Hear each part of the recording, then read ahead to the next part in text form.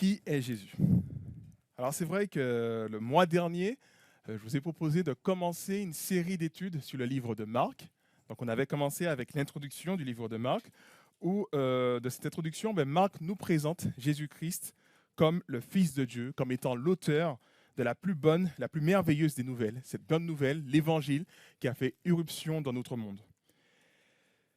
Marc nous présente Jésus comme l'accomplissement des promesses de Dieu depuis des siècles en amont. Dieu avait déjà annoncé qu'il allait restaurer, guérir ce monde touché par le mal. Et justement, les prophètes annonçaient la venue du Messie, la venue du Christ qui allait apporter cette réparation. Et justement, Marc, dans son évangile, il commence en citant Ésaïe et Michée, en montrant que Jésus est dans vraiment la ligne directrice, en tout cas, des prophéties, des prophètes dans l'Ancien Testament. Mais qui est donc Jésus? Qu'est-il venu accomplir? Pourquoi est-il venu sur terre? Et que devons-nous attendre de lui? Alors c'est vrai que ces questions peuvent paraître, allez, disons-le, peut-être bêtes, tant la réponse est évidente. On se dit, voilà, on sait qui est Jésus. Mais nous allons voir au cours de notre étude qu'elles ne sont pas si bêtes que cela. Tout au long du livre de Marc, nous voyons Jésus qui lutte contre la mauvaise compréhension de qui il est, la mauvaise compréhension de ses contemporains. Et ce, peu importe le groupe de personnes. Ses ennemis, ses détracteurs, les chefs religieux le voyaient comme un usurpateur, le voyaient comme un menteur, et le voyaient comme quelqu'un qui troublait l'ordre public. La foule qui le suivait, qui l'écoutait, le voyait comme un prophète puissant, un prophète qui accomplissait des miracles extraordinaires. Donc c'était l'occasion d'aller voir Jésus si on était malade, si on avait une difficulté. Et comme ça, il nous guérissait. Donc il était très populaire dans ce sens parce qu'il accomplissait beaucoup de miracles. Et la foule aimait cela et profitait aussi de cette occasion. On voit les disciples aussi qui voyaient en Jésus le Messie, le Christ, mais en même temps, ils voyaient le Messie qui était censé renverser l'Empire romain, puisqu'à l'époque, c'était l'Empire romain qui dominait Israël. Et justement, ils espéraient que Jésus puisse renverser l'Empire romain et puis enfin instaurer l'âge d'or d'Israël, l'âge où Israël règne et totalement Israël soit capable de vivre en tout cas son indépendance. Mais en fait, on réalise qu'ils avaient tous une mauvaise compréhension de qui était Jésus, de ce qu'il voulait faire. Alors c'est vrai que certes, Jésus c'est le roi, mais c'est le roi qui vient dans un premier temps dans l'humilité et ils n'avaient pas compris cette idée-là. Et il me semble encore aujourd'hui que la question se pose, qui est Jésus selon vous? Et la compréhension que vous aurez de Jésus aura un impact sur le type de relation que vous aurez avec lui. Donc d'où l'importance de se reposer la question et d'avoir une compréhension précise de qui il est pour avoir la relation adéquate avec lui. Et voilà, c'est cette question que nous allons étudier tout au long de la première partie de l'évangile de Marc. C'est vrai que si vous avez déjà lu Marc, vous voyez que c'est le plus petit évangile, il est le plus court que les autres, que 15 chapitres, comparé à Matthieu qui a 28, Luc 24 et Jean qui a 22 chapitres. Et on voit en fait que Marc est plus court parce qu'il contient très peu d'enseignements de Jésus. Il n'y a pas beaucoup d'enseignements. C'est plutôt les actes de Jésus qu'on voit. Jésus qui est très actif, qui réagit et qui est tout le temps en déplacement. Tandis que dans Matthieu, par exemple, il y a le sermon sur la montagne qui dure 3 chapitres. Donc c'est une pause, on s'arrête et on écoute ce sermon sur la montagne. Mais dans Marc, il n'y a pas ça. Dans Marc, les choses s'enchaînent comme ça, les événements s'enchaînent très vite. Et on voit un Jésus qui est tout le temps en action, tout le temps en mouvement, tout le temps en train, en tout cas, de faire quelque chose. Et à travers cela, Marc nous invite à observer, à regarder Jésus et arriver à une bonne compréhension de l'identité de Jésus. Bonne compréhension en le regardant agir, en le regardant comment il fait dans ces différentes situations. Avoir une bonne compréhension de qui est Jésus pour aussi avoir, afin qu'il y ait les bonnes implications aussi dans nos vies. Donc comme je l'ai dit dans la première partie du livre de Marc, l'objectif est de répondre qui est Jésus et on voit que Marc en tout cas avait cela à la pensée lorsqu'il a écrit l'évangile de Jésus dans son livre. Et cela, ça va jusqu'au chapitre 8. Et le chapitre 8, c'est le chapitre, si vous voulez, charnière, dans la mesure où Jésus interroge ses disciples. Il leur demande déjà dans un premier temps, qu'est-ce que la foule dit de moi? Qu'est-ce que les gens disent de moi? Qui je suis selon la foule? Alors ensuite, tu leur demandes, mais vous, qui dites-vous que je suis? Et c'est là que Pierre reconnaît en Jésus le Messie. Et à partir de là, on voit que le ton change. Jésus commence à parler de sa mort. Avant ça, il n'avait jamais parlé de sa mort, mais il commence à parler de sa mort en expliquant maintenant, voici le but du Messie, c'est de mourir pour les péchés à Jérusalem. C'était une conception qui dépassait les disciples. Ce n'était pas à la mode à l'époque, ce n'était pas comme ça qu'ils avaient compris qui était le Messie. Pourtant, dans l'Ancien Testament, on voyait déjà des éléments qui montraient que c'était l'objectif du Messie, hein, Ésaïe 53 par exemple. En tout cas, ce n'est pas notre propos aujourd'hui, on ne va pas aller trop vite, on va revenir au début, et je vous invite à revenir au début du livre de l'évangile de Marc, là où Jésus entre en action. Et lisons Marc chapitre 1, versets 14 à 28. Alors il nous dit que lorsque Jean eut été arrêté, Jésus se rendit en Galilée, il y prêcha la bonne nouvelle de l'évangile qui vient de Dieu. Il disait, le temps est accompli, le royaume de Dieu est proche, changez et croyez à l'évangile. Alors, dans ces quelques versets, Marc nous présente la mission principale de Jésus, la prédication de l'évangile. C'était ça sa mission principale, prêcher l'évangile, sillonner la Galilée et prêcher l'évangile. Jésus nous est présenté comme un prédicateur qui, oui, faisait des miracles, mais ces miracles avaient pour but d'illustrer son message. Et il faut bien comprendre cela, que Jésus ne nous était pas présenté comme celui qui faisait avant tout des miracles, le faiseur de miracles qui de temps en temps prêchait, comme si son objectif premier c'était de faire des miracles, de guérir les gens, de chasser les démons et oui, d'impressionner les gens. Ce n'était pas ça son but principal. Son but principal, c'était de prêcher. Et les miracles étaient dans un but secondaire. Ce qu'il voulait avant tout, Jésus, sa mission en tout cas, c'était que ses auditeurs puissent comprendre ce message. Il nous dit que le royaume de Dieu est parmi vous, il est arrivé jusqu'à vous. Maintenant, c'est à vous de changer et de croire. Et c'est ce qu'il attendait de ses auditeurs. Ce changement, comme je l'avais déjà dit la fois dernière, consiste à changer radicalement de façon de voir, de façon de vivre, de façon de penser. Ce changement se traduit par le fait qu'on se détourne des choses que Dieu est, à savoir le péché, l'égoïsme, la rébellion, l'égocentrisme, toutes ces choses qui sont mauvaises, l'idolâtrie. On se détourne de ce que Dieu est pour apprendre à aimer ce qu'il aime. Je crois qu'on l'a chanté en plus dans « Je bâtirai ma vie ». Je crois que je l'avais noté. Attendez, je vérifie. Oui, rends-moi passionné de ce que tu aimes, en fait. On a chanté cela, rends-moi passionné de ce que tu aimes. C'est ça ce changement, apprendre à aimer ce que Dieu aime et apprendre à rejeter ce qu'il n'aime pas, ce qu'il déteste, les choses mauvaises, les choses qui détruisent notre monde.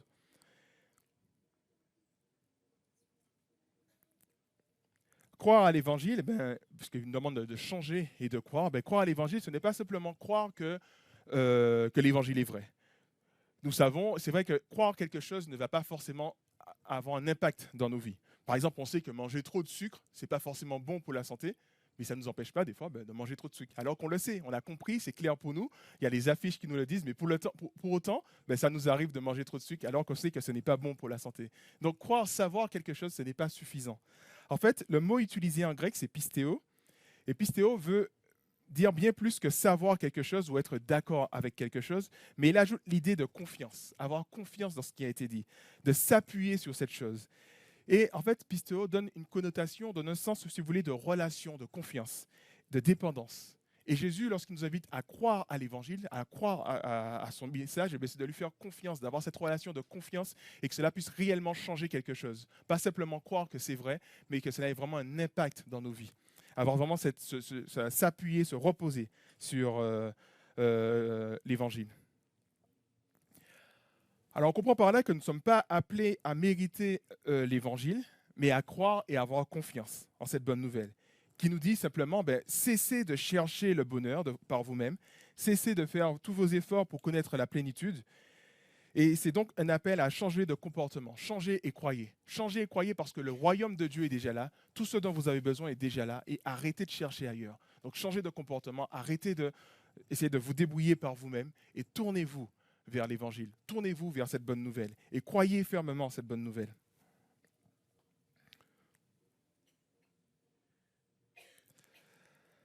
Alors peut-être que vous me direz à quoi ressemble quelqu'un qui vit véritablement ce changement, quelqu'un qui croit réellement. Justement, Marc répond à cette question. Je vous invite à lire le reste de notre chapitre.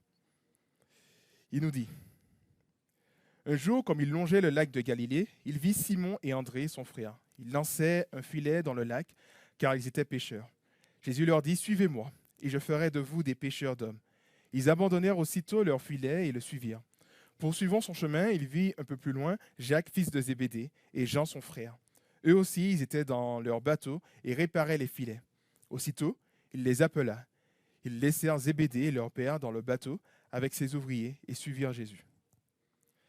Alors dans cette partie, on voit que Jésus vient chercher des hommes, non pas des hommes qui sont au chômage, des hommes qui ont du temps à perdre, mais des hommes qui étaient plutôt occupés en fait, qui avaient une activité, qui avaient un travail, et qui semble-t-il, c'était un travail qui rapportait plutôt bien, puisqu'on voit que Zébédée avait des ouvriers. Pour avoir des ouvriers, il faut avoir les moyens de les payer. Et si on a les moyens de payer ces ouvriers, ça veut dire que ça marchait plutôt bien, c'était une bonne sécurité en tout cas ce travail. Et donc du coup, Jésus appelle des hommes qui sont déjà occupés, qui sont actifs. Il leur dit finalement de laisser derrière eux leurs moyens de subsistance et de le suivre. Et ces hommes reçoivent cet appel de Jésus comme une parole d'autorité. Et tout de suite, ils s'exécutent, tout de suite, ils se mettent en action et suivent Jésus. Alors, il faut comprendre quelque chose, c'est que dans la culture traditionnelle, une culture traditionnelle que nous pouvons rencontrer en Asie, en Afrique, on trouve souvent cette culture-là, et c'était aussi la culture de l'époque. La culture traditionnelle veut que l'identité de l'individu provient du groupe, de la famille. C'est-à-dire que l'individu ne pense pas à lui-même, mais pense d'abord au groupe. Ce qui veut dire par là, c'est que le groupe a cette primauté, c'est le groupe qui dirige en quelque part l'individu. L'individu ne pense pas par lui-même, mais pense à travers le groupe. Donc l'importance de la famille prime sur les aspirations personnelles de l'individu. L'individu qui se soumet au groupe.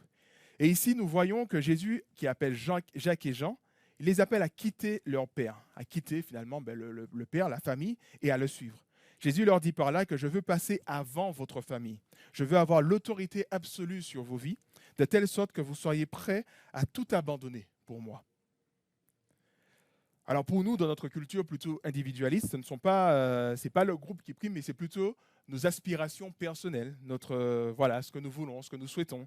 De ce fait, quitter nos parents pour des projets ou pour une carrière, ce n'est pas un drame en fait. Donc on peut quitter notre famille et puis aller vivre à l'autre bout du monde. C'est ce qui ne se faisait pas à l'époque de Jésus, parce que c'est une culture traditionnelle. On restait avec la famille, on ne se séparait pas de la famille, alors que nous, avec notre culture individualiste, ce n'est pas un problème pour nous de nous séparer de la famille. Mais quand Jésus, en fait, finalement, invite Simon et André à quitter leur travail pour le suivre, il dit par là, je veux primer sur ta carrière, je veux primer sur tes aspirations personnelles. Jésus prêche donc un message qui nous invite à être ses disciples, à lui donner la première place dans nos vies, au-dessus de toute autre considération. Il veut avoir l'autorité absolue sur nos vies. Il dira même un peu plus loin, au chapitre 8 de Marc, « Si quelqu'un veut me suivre, qu'il renonce à lui-même, qu'il se charge de sa croix et qu'il me suive. » Alors, qui est donc Jésus ? C'est le Fils de Dieu qui attend de nous un engagement total de notre part. Il attend à ce qu'on puisse être totalement à son écoute et considérer les autres choses comme des choses secondaires. Alors, est-ce que vous connaissez, peut-être pour ceux qui s'intéressent à la culture américaine, est-ce que vous connaissez cette expression « you do you » ? Jamais entendu parler de ça ? You do you ? Si ? Alors, c'est une expression qu'on retrouve si vous regardez les films en VO, vous allez vous retrouver ça dans les séries, dans les films en VO, ou alors sur les réseaux sociaux aussi. Et lorsque quelqu'un dit « you do you », donc « you do you », c'est soit toi-même, soit authentique quelque part, soit toi. Eh bien, quand la personne vous dit « you do you », il exprime le fait que vous avez le droit de faire ce que vous voulez. Même si cette personne ne partage pas vos intérêts, n'est pas d'accord avec votre approche ou vos valeurs, elle vous dira « you do you », sois toi-même, fais comme tu le veux, fais comme tu le sens, parce que ce n'est pas à moi de te dire ce que tu dois faire, c'est à toi de décider, c'est à toi de te trouver, c'est à toi de te définir, donc sois toi-même. Et on utilise aussi le « you do you » pour exprimer son soutien, pour montrer que... Alors, excusez-moi, je crois que je me suis perdu. Oui, donc la personne dira « you do you » pour exprimer son soutien ou pour montrer qu'elle n'essayera pas de vous empêcher de faire ce que vous voulez faire. Vous pouvez utiliser cette expression si vous êtes d'accord avec quelqu'un. La personne vous dit que voilà, à partir de maintenant, je veux faire du sport. Très bien, sois toi-même, you do you, fais ce que tu veux. Si vous désapprouvez ce que la personne vous dit aussi, la personne vous dit que je veux gravir l'Everest. On sait que c'est dangereux, il y a énormément de personnes qui meurent, c'est peut-être pas une bonne idée, mais quelque part, je n'ai rien à te dire, c'est toi qui fais tes choix, donc sois toi-même, you do you, fais ce que tu veux. Ou alors, si on est neutre aussi, la personne vous parle d'un projet qu'elle a, ça ne vous parle pas, mais pour autant, sois toi-même, fais ce que tu veux. Même si nous n'utilisons pas cette expression en France, force est de constater qu'on retrouve largement cette idée dans notre société. Tu fais ce que tu veux, tant que ça nuit à personne, et peu importe ce que les autres pensent de toi. Sois toi-même. On s'en fiche de ce que les autres pensent de toi. Sois toi-même. C'est toi qui décides de ta vie. C'est toi qui décides de ce que tu veux faire. Et peu importe ce que les autres pensent de toi. Sois toi-même. Cela exprime l'idée que, voilà, que je suis ma propre autorité et que personne n'a à dire ou à redire concernant mes choix. You do you, and I will do me. Sois toi-même et moi je serai moi-même. Et ne viens pas interférer dans ma vie. Alors malheureusement, cette façon de penser peut se retrouver aussi dans notre Église. Et c'est vrai que lorsque j'écoute, il m'arrive des fois d'écouter des prédications sur Internet, des fois des shorts, vous savez, des petites vidéos où voilà, il y a des messages, ou des fois des prédications. Je constate que bien souvent, Jésus ne nous est pas présenté comme le maître de nos vies, à qui nous devons obéissance, pour qui nous devrions tout abandonner. Non, il est souvent présenté comme celui qui va nous aider à nous accomplir. Celui qui va nous aider à atteindre notre plein potentiel, à réussir dans notre travail. C'est lui qui va nous aider à réussir dans notre mariage, à réussir à avoir une vie organisée, à réussir dans nos aspirations, en fait. Et en fait, l'idée d'atteindre son plein potentiel, c'est un objectif qui est un peu à la mode. Dans cette perspective de soi toi-même, c'est à toi, comme si vous vous retrouvez dans un chemin, pas 4 croisés, mais plusieurs chemins qui s'offrent à vous, en fait. Et c'est vous qui décidez quel chemin que vous voulez prendre. Chemin de l'écologie, chemin de ceci, chemin du sport, chemin, je sais pas moi, des loisirs, enfin peu importe. Et va à fond, sois toi-même, on n'a rien à te dire. Tu choisis quel chemin que tu veux prendre et vas-y à fond et développe-toi totalement dans ton chemin, quelque part. Dans cette perspective, Jésus n'est plus celui qui a l'autorité absolue sur nos vies, mais il est plutôt notre partenaire de course. Il est là pour nous aider. On choisit notre voie et Jésus va nous aider à atteindre notre objectif. Si notre but, par exemple, c'est de fonder une famille, d'avoir des enfants qui réussissent à l'école, notre but, c'est de pouvoir leur transmettre un héritage. Enfin voilà, il y a tous ces aspects-là. Finalement, Jésus est là pour nous aider à aller jusqu'au bout de nos objectifs. Et finalement, Jésus n'est pas celui qui a l'autorité, mais c'est un partenaire de course. Il est notre coach de vie. Il nous aidera à atteindre nos propres objectifs que nous nous sommes fixés. Et en fait, on est prêt à suivre Jésus tant qu'il ne vient pas nous déranger dans nos objectifs. Tant qu'il ne vient pas nous dire, à l'exemple de Pierre, arrête ce que tu fais et suis-moi. Voilà. Tant qu'il ne nous dit pas ça, là, on accepte, on le suit parce que c'est pour nos projets et tout. Donc Jésus n'a pas cette autorité sur nos vies. Or, Marc nous présente un autre Jésus. Il ne vient pas voir Pierre et lui dire, pour l'aider à être plus productif dans son travail, à atteindre son plein potentiel, mais vient le voir pour lui donner une autre vocation. Tu ne seras plus pêcheur, tu seras maintenant pêcheur d'hommes. Il invite Pierre à quitter sa sécurité et à le suivre, à lui faire confiance. Alors bien entendu, je le dis tout de suite, que Jésus ça ne veut pas dire que Dieu ne s'intéresse pas à nos projets. Dans Luc, on a le même récit similaire, le récit de la vocation, mais Luc ajoute autre chose, il parle de la pêche miraculeuse. Donc Jésus qui, sous les ordres de Jésus, Pierre ira pêcher et il va pêcher énormément de poissons. Donc comme si Jésus s'intéressait aussi à son travail. Ça ne veut pas dire que Jésus n'a aucun intérêt, ne s'intéresse pas à nos projets, mais au contraire, il est là, il s'intéresse à nos projets. Donc bien sûr, Jésus veut nous aider dans nos vies, nous accompagner, mais il veut avant tout avoir l'autorité absolue sur nos vies. Il veut que nous soyons prêts à tout abandonner pour lui, à l'exemple des disciples. Il est venu prêcher un message de repentance qui se caractérise par le fait que nous renoncions à diriger nos vies par nous-mêmes, comme nous l'entendions, mais nous décidons de diriger nos vies comme lui, il l'entend. La repentance, c'est ça, c'est changer radicalement de façon de vivre. Et vous savez, le fait de se détourner de notre ancienne manière de vivre pour laisser Jésus diriger nos vies, c'est un changement totalement radical. Parce que jusque-là, nous voulons nous comporter comme les chefs de nos vies. C'est nous qui décidons. Mais là, maintenant, c'est Christ qui veut décider pour nous. C'est Christ qui nous dit dans quelle direction aller. Oui, cette repentance se caractérise par le fait que nous lui donnons la primauté absolue sur nos vies, de telle sorte que tout le reste devient secondaire.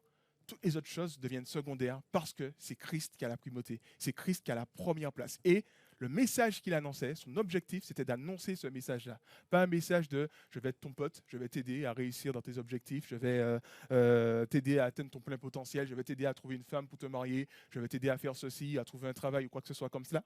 Oui, Il peut nous aider à faire cela. Mais la première chose qu'il veut faire, son premier objectif, c'est que nous puissions changer radicalement, nous repentir de notre ancienne manière de vivre et de lui donner cette première place.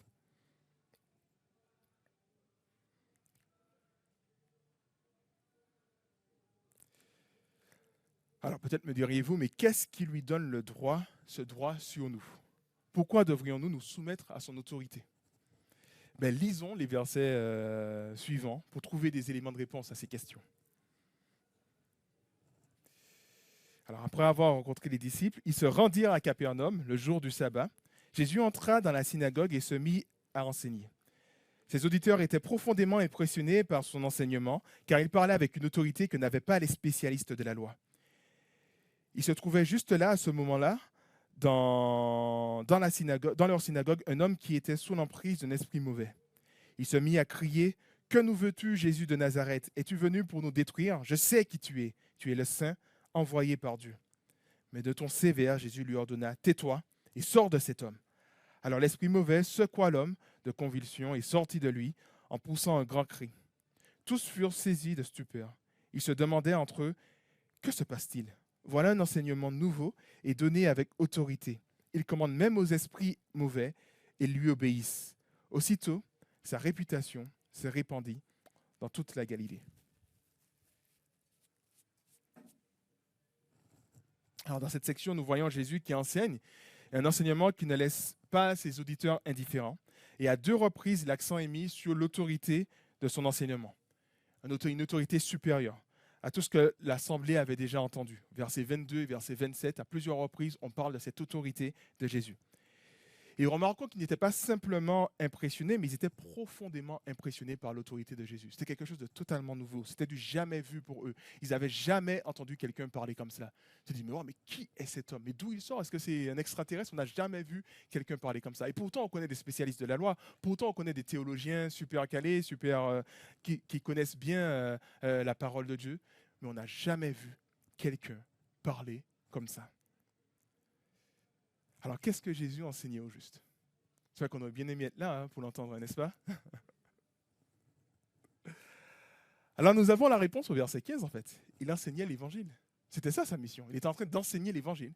Il était là à annoncer cet évangile qui vient de Dieu. Et l'évangile ne concerne pas seulement l'aspect spirituel de nos vies, mais englobe tous les aspects de nos vies, que ce soit matériel comme spirituel.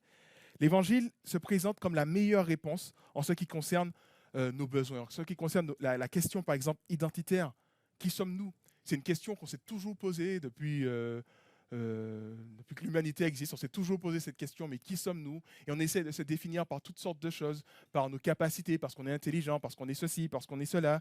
On essaie de se définir par le métier qu'on fait. On essaie de se définir par nos possessions.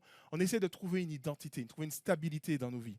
L'Évangile nous donne une meilleure réponse que toutes ces choses. Il nous dit justement que le royaume de Dieu est venu jusqu'à vous, est venu s'offrir à vous. Et en entrant dans le royaume de Dieu, vous devenez enfant de Dieu. Vous retrouvez votre identité passée. Parce qu'à la base, vous étiez des enfants de Dieu, vous avez été créés à l'image de Dieu, vous êtes détournés de lui, et vous retrouvez cette identité, une identité stable, solide. Plus besoin de chercher à trouver qui on est, essayer de se donner une identité, parce que l'Évangile vient nous apporter cette réponse. Vous êtes enfants de Dieu. L'Évangile est la meilleure réponse aussi sur notre dignité, notre valeur. Plus de culpabilité, plus ce sentiment de se sentir un peu perdant, de se sentir nul, plus besoin de prouver qu'on est capable, plus besoin de chercher l'approbation des autres, plus besoin de chercher à trouver l'amour, ou l'intérêt des autres, parce que on connaît notre valeur. Et notre valeur, nous dit Jésus, que nous sommes justifiés en lui. Qu'on a une valeur tellement grande que Dieu a tant aimé le monde qu'il a donné son Fils unique afin que nous croyions en lui et que nous ne périssions point. Donc on voit que cette dignité est là, cette valeur est là. Plus besoin de chercher une dignité, plus besoin de chercher une valeur, plus besoin de prouver quoi que ce soit. L'Évangile qui est la meilleure réponse à nos aspirations les plus profondes, à notre recherche du bonheur, puisque c'est le royaume de Dieu qui vient jusqu'à vous et nous propose cette réconciliation avec Dieu. Finalement, l'Évangile est la plus belle des nouvelles, car il est la meilleure réponse à tous nos besoins. Il est la réponse la plus vraie, la plus profonde. Et c'est vrai que, je n'ai pas le temps de détailler toutes ces choses, mais lorsqu'on étudie, lorsqu'on va en profondeur, on voit que, justement, c'était la réponse que nous cherchions. Il est une meilleure réponse que toutes celles élaborées par les philosophes, les penseurs ou les savants. Et ce message ne se résume pas à ce que nous devons faire pour pouvoir vivre ce bonheur, mais ce que Jésus a fait. Ce qu'il a fait à la croix. Car il est lui-même cette bonne nouvelle. Il est la clé qui ouvre finalement l'accès au Dieu trinitaire, à la joie éternelle qui se trouve dans la présence de Dieu. Jésus étant lui-même l'évangile, il n'enseignait pas comme les spécialistes de la loi qui enseignaient des choses externes à eux. Ils sont là, ils essaient d'interpréter, d'expliquer quelque chose qui est externe à eux. Non, il enseignait avec une autorité profonde parce qu'il est lui-même cet évangile, il est lui-même cette bonne nouvelle.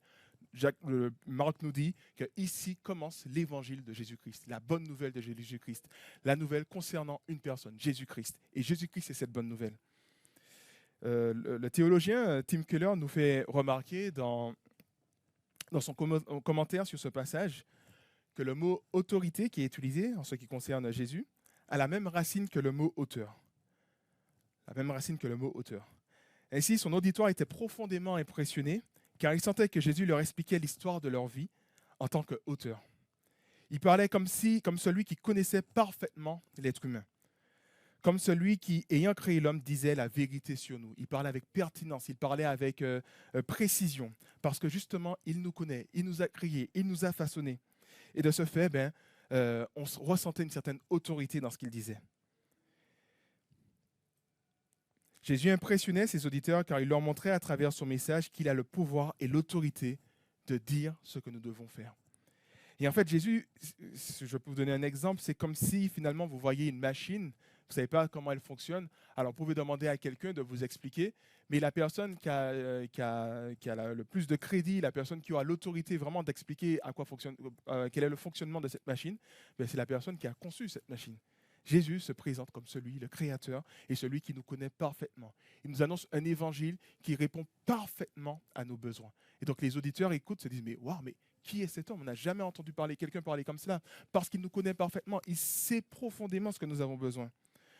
Dans notre culture du you do you, nous n'aimons pas qu'on nous dise ce que nous devons faire. Nous aimons décider par nous-mêmes. Or, Marc, en répondant encore une fois à la question « Qui est Jésus ?», nous rappelle que Jésus, c'est celui qui a le pouvoir. C'est celui qui a le pouvoir et l'autorité de nous dire ce que nous devons faire. Le prophète Jérémie disait de ses contemporains qu'ils ont les oreilles incirconcises. Vous savez, la circoncision, c'était un acte de consécration vis-à-vis de Dieu. C'était une façon de se consacrer totalement à lui. Donc, c'était, vous savez, c'était cette opération, on coupait une partie de la partie génitale de l'homme, et c'était cette consécration. Et lorsque Jérémie dit à ses contemporains qu'ils ont les oreilles incirconcises, c'est comme si que les oreilles du peuple n'étaient pas consacrées, n'étaient pas à l'écoute de Dieu. C'était des oreilles un peu impures, qui n'entendaient pas Dieu. Car ils refusaient d'écouter la voix de Dieu et suivaient leur propre voie destructrice. Mais mes amis, force est de constater que c'est une lutte continuelle pour nous aujourd'hui encore d'écouter la voix de Dieu plutôt que la nôtre. Nous pouvons malheureusement bien souvent avoir l'impression que nous savons mieux que Dieu ce qui est bon pour nous. Nous avons l'impression que nous pouvons plus nous fier à nos propres jugements, nos propres évaluations qu'au jugement de Dieu. Or, Jésus enseignait avec autorité comme celui qui est l'auteur de toutes choses, comme l'expert par excellence, celui qui sait ce dont il parle, ce de quoi il parle. Il invitait et il nous invite encore aujourd'hui à cesser de dysfonctionner, d'arrêter notre rébellion vis-à-vis de lui et de nous tourner vers lui et lui obéir, car c'est comme cela que nous trouverons un sens profond à nos vies. Il nous a conçus, il sait comment on fonctionne, on est en train de dysfonctionner, il demande d'arrêter et tournez-vous vers moi. Et son évangile ne consiste pas à lui obéir pour obtenir le salut, mais plutôt à lui obéir parce qu'on a déjà obtenu le salut. Le royaume est déjà là, ce n'est pas nous qui allons faire venir le royaume de Dieu. Le royaume de Dieu est venu jusqu'à vous par la présence de Jésus-Christ. Et il nous invite à lui obéir parce que... alors, excusez-moi. Il nous invite à lui obéir parce qu'en lui, nous sommes pleinement comblés. De ce fait, nous n'avons plus besoin de chercher ailleurs ce que nous avons déjà pleinement en lui. Il nous invite nous n'avons plus besoin de suivre notre propre voie. Vous savez, notre propre voie, c'est quoi cette voie? C'est une voie centrée sur nous, une voie d'égocentrisme, une voie de rébellion contre Dieu. Et on sait trop bien ce que cela produit, la laideur que cela produit. À cause de notre égocentrisme, nous abîmons nos relations entre amis. Et on détruit, on fait du mal dans nos relations entre amis parce qu'on est mauvais, on est centré sur nous, on est égocentrique. À cause de notre égocentrisme, on crée des dégâts dans les familles, les divorces, les enfants qui souffrent, des couples qui se battent ensemble quelque part. À cause de notre égocentrisme, on regarde les injustices, toutes ces choses qui existent dans ce monde. Et finalement, Jésus nous invite, mais arrêtez de vous comporter comme cela. Il nous invite vraiment à changer de voie, à nous repentir, parce que là, nous sommes en train de produire de la laideur dans ce monde, dans tout ce qu'on touche, dans tout ce qu'on fait, parce qu'on est centré sur nous. On est toujours à se poser la question, mais qu'est-ce que les autres pensent de moi? Est-ce que les gens m'aiment? Est-ce que, voilà, enfin, je caricature un peu, mais il y a vraiment ce côté où on veut être au centre de tout, au centre de l'attention. Comme disait finalement le serpent à la femme, vous serez comme Dieu. Et on essaye d'être comme Dieu. On est 7 milliards, 8 milliards d'êtres humains et 8 milliards de personnes qui essayent d'être comme Dieu, 8 milliards de personnes qui essayent d'être au centre. Ben, ça crée des dégâts. Et on enlaidit la création de Dieu. On enlaidit tout ce qu'on touche, justement, parce qu'on s'est détourné de lui. Et lui, il parlait avec autorité en montrant que, ben justement, ben, détournez-vous de votre façon de faire. Je vous connais parfaitement. C'est moi qui vous ai créé. Je sais ce dont vous avez besoin. Et là, vous êtes en train de, oui, de vous perdre, justement. Donc, il nous invite à abandonner notre propre voie, cette voie qui ne mène nulle part, et à suivre la sienne, la seule et unique vraie voie, cette voie qui produira du beau, justement. Jésus nous invite à nous tourner vers lui et à lui donner cette première place. Et à travers cela, en suivant son exemple, nous allons contribuer à produire du beau, à rendre les choses meilleures, à embellir les choses, à embellir nos relations avec nos amis, embellir notre façon de travailler. Notre façon de travailler ne sera pas une idole qui crée des dégâts, qui fait souffrir le conjoint, les enfants parce qu'on n'a pas le temps pour eux ou je ne sais, qui nous détruit dans notre santé. Mais notre façon de travailler va produire du beau parce qu'on est à l'écoute et c'est lui qui a la première place. Dans l'éducation de nos enfants, on ne va pas détruire nos enfants parce qu'on est trop possessif et puis on les étouffe et puis ça crée énormément de dégâts et ça fait souffrir les enfants. Non, on apprend justement à s'attacher avant tout à lui. Ce n'est pas mon rôle de père ou de mère qui va faire en sorte que je vais connaître en quelque sorte le bonheur, mais il se trouve d'abord en Christ. Donc Christ, en le suivant, en l'écoutant, on produit du beau dans l'éducation de nos enfants. On produit du beau dans tout ce qu'on fait. On produit du beau dans tout ce qu'on touche. À l'exemple de Christ, en fait. Jusqu'à maintenant, Jésus-Christ nous est présenté comme une personne extraordinaire. Et là, on n'a pas besoin d'être croyant pour le dire. Même les gens de l'extérieur reconnaissent que c'est un homme exceptionnel. Il produisait du beau. Il était magnifique dans ce qu'il faisait. Il était beau dans sa relation avec les autres, dans sa façon de toucher les lépreux, dans sa façon de prendre soin des personnes qui étaient rejetées, que ce soit des femmes, que ce soit des enfants. Lorsque les enfants ont voulu s'approcher de Jésus, les disciples ont voulu repousser les enfants et Jésus dit « Laissez venir à moi les petits-enfants ». Et c'était assez beau de voir ça. C'était même en décalage avec la société parce que Jésus produisait du beau. Et il nous invite justement à le suivre et à être dans cette même perspective. Et encore une fois, non pas pour obtenir le salut, mais c'est parce qu'on a déjà obtenu le salut en lui. On obtient le salut en lui, on n'a plus besoin de chercher ailleurs, on n'a plus besoin de créer des idoles avec tout ce qu'on touche en pensant que c'est ceci, cela qui va m'apporter le bonheur, parce que ce bonheur nous est déjà offert. Le royaume de Dieu est venu juste à nous, Jésus-Christ est venu, l'évangile de Jésus-Christ est venu jusqu'à nous, tout simplement. Arrêtons de chercher ailleurs. Arrêtons dans Jérémie, parce que je cite beaucoup Jérémie parce que ces temps-ci, c'est le livre que je lis. Jérémie reprochait à ses auditeurs aussi d'avoir quitté la source d'eau vive pour s'être attaché à un puits troué, je ne sais plus comment il l'a dit, mais pardon? Citerne percée, voilà. Et donc voilà, une citerne qui est trouée, donc finalement, qui ne retient pas l'eau, finalement, on ne peut pas se désaltérer. Et Jérémie invitait ses lecteurs, ses auditeurs, à revenir à la source d'eau vive. De la même manière aussi, nous sommes là à boire dans une eau boueuse, et Jésus-Christ nous invite, mais arrêtez avec ça, arrêtez, ça ne vous apportera rien. Revenez à moi. Revenez à moi, je suis l'évangile, je suis venu celui qui apporte la meilleure réponse à tous vos besoins. Et tout ce que vous avez à faire, c'est de vous soumettre à mon autorité. Arrêtez de chercher un salut ailleurs. Alors dans notre passage, nous voyons que cette autorité de Jésus se manifeste aussi par son pouvoir qu'il a sur les esprits impurs. Alors aujourd'hui, on ne va pas revenir là-dessus, sur les exorcismes de Jésus, que Jésus opère. On va revenir là-dessus une autre fois, puisqu'il y a d'autres passages qui en parlent. Mais peut-être ce que je peux dire par rapport à cela, voilà, ce que nous pouvons dire en tout cas, c'est que si nous nous confions en Jésus-Christ, nous n'avons pas à avoir peur des esprits mauvais, nous n'avons pas à avoir peur des démons. Alors, si Jésus a cette autorité sur les démons, à plus forte raison, il a cette autorité aussi sur les hommes, en fait. Parce que les démons sont au-dessus des hommes, ils ont un plus grand pouvoir que les hommes. Et si Jésus a pu parler comme ça à quelqu'un de possédé, on se rappelle il nous rappelle à travers cela qu'il a cette autorité au-dessus des démons, au-dessus des hommes, et on peut avoir cette confiance en lui. Cela dit, là et là où je vais terminer aussi, où j'aimerais qu'on attire votre attention, c'est sur le fait que Jésus souhaite tenir son identité secrète. Puisque quand l'homme possédé, le démon, voit Jésus, Jésus lui ordonne de se taire. Tais-toi, lui dit-il.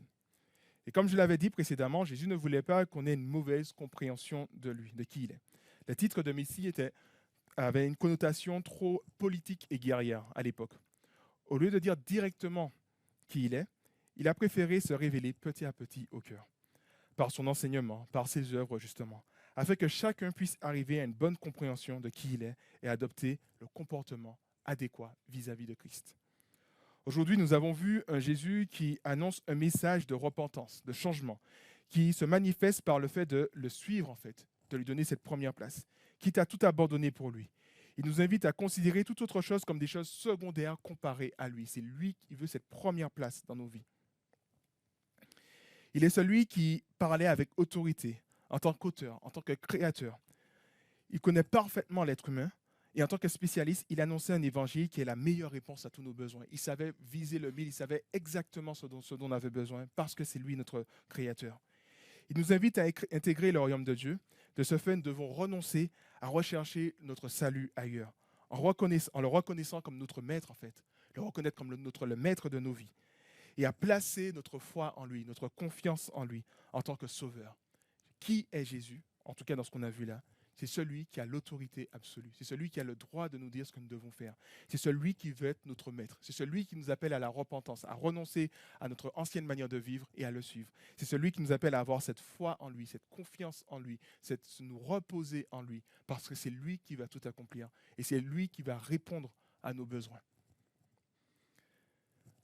Je vous invite à prier. Seigneur notre Dieu, nous te remercions pour ce que nous avons lu et nous voulons vraiment te louer pour ta venue parce que tu es venu restaurer toutes choses. Ton intervention a bouleversé l'histoire de l'humanité et jusqu'à maintenant, nous sommes au bénéfice de ton enseignement. Et jusqu'à maintenant, cet appel à la repentance, cet appel à intégrer le royaume de Dieu est toujours d'actualité. Nous te remercions pour cela. Nous te remercions pour ce que tu as accompli, nous te remercions pour qui tu es et nous te demandons, Seigneur, que tu puisses avoir cette autorité absolue sur nos vies. À l'exemple de Pierre et de Jacques, de Jean et d'André, que nous puissions être prêts à renoncer à tout pour toi.